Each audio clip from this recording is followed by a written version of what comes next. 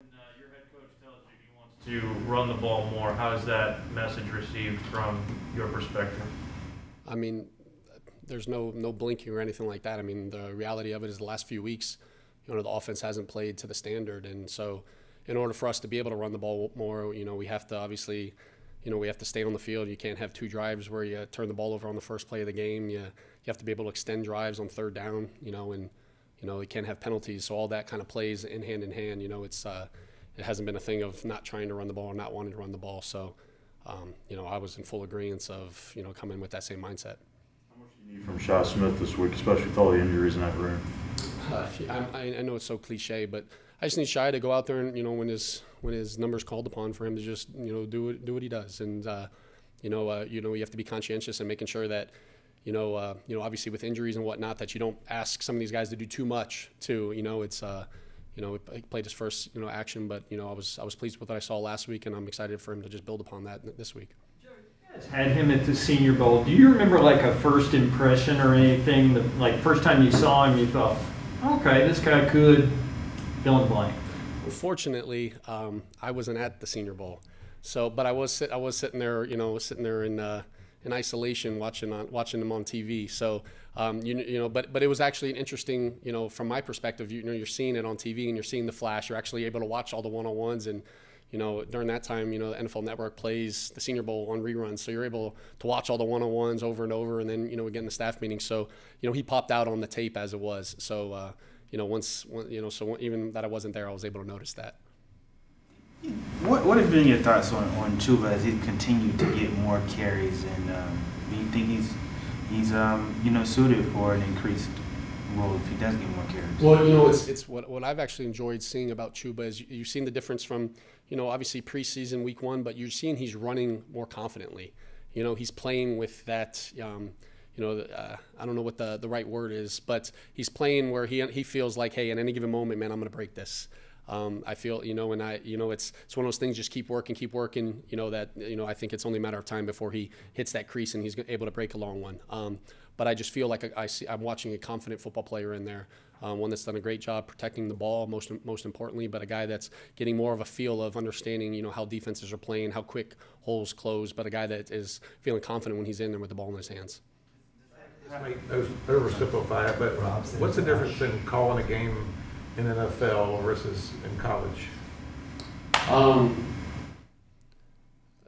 I don't know if it's. I mean, you're still going through the same situations, the same mindsets, the same.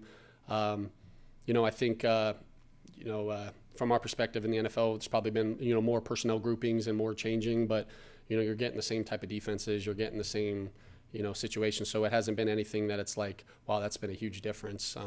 Maybe more so it's probably the tempo's a little slower in the NFL, but outside of that, hasn't felt like much of a difference. How do you get some semblance of a passing game with the way that your line has been playing the last couple of weeks? Well, look, I don't, I think a lot of attention naturally goes on the offensive line, but it's not. I know it always seems cliche to say, hey, we're all in it together, but in order for sometimes if quarterback's holding on to the ball or if we're getting sacked, it's not necessarily always the offensive line. It could be, hey, a receiver, runs a wrong route. It's not saying it's specifically happening. It could be, getting covered. It could be, Sam bypassing a read. And I'm not saying all these things are happening, but it's not always strictly the offensive line. And so to me, it's more about our guys just making sure that everybody's locked in and understanding, what their role is and what they have on every specific play. And for us to be able to execute and just be able to go through the progressions. And when the balls are thrown to us, we got to be able to, make plays on the ball. We got to catch it and continue to move the chains. How do you feel about the line play?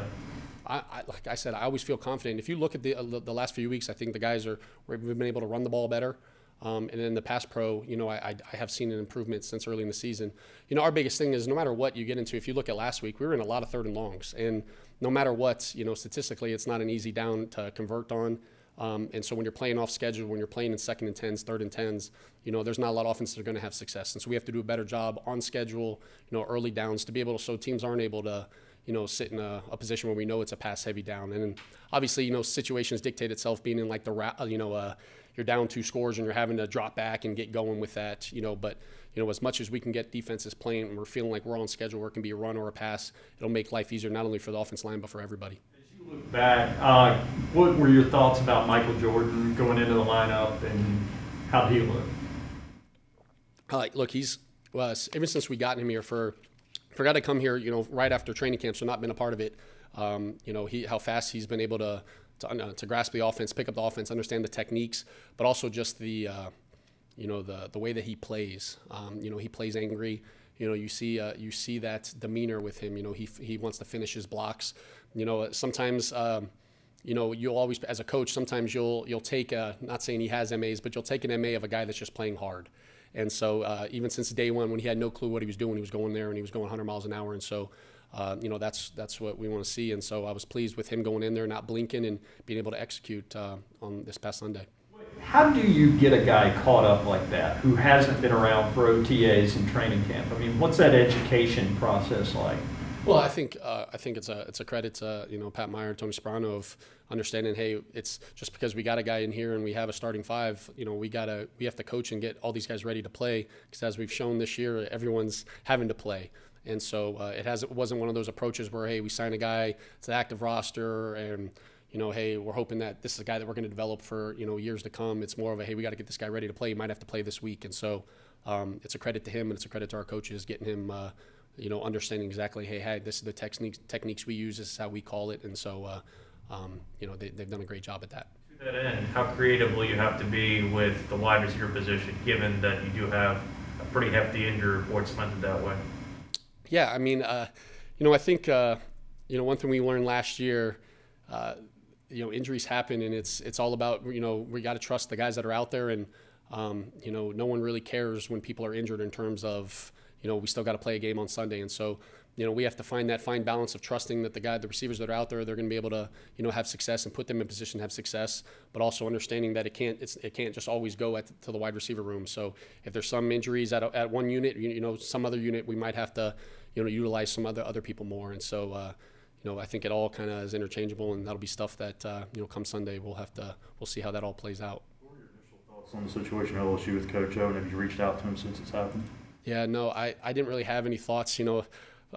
Unfortunately for us, we just came off of a loss, when all that stuff came out. So that was the last, there's a lot more things on my mind. So I don't really have many thoughts with that. I had a great experience, my time in there, but I was way more concerned with our performance, this past Sunday, and finding ways for us to improve it this Sunday. Is that a job that would interest you, or do you want to stay on the NFL level, or? All those things, from a coaching perspective, are things that, I don't really pay a lot of attention to. It's one of those things, like after seasons, I think about those things. But right now, I got to do a better job of being the offensive coordinator for the Carolina Panthers, and that's all I'm really concerned about right now.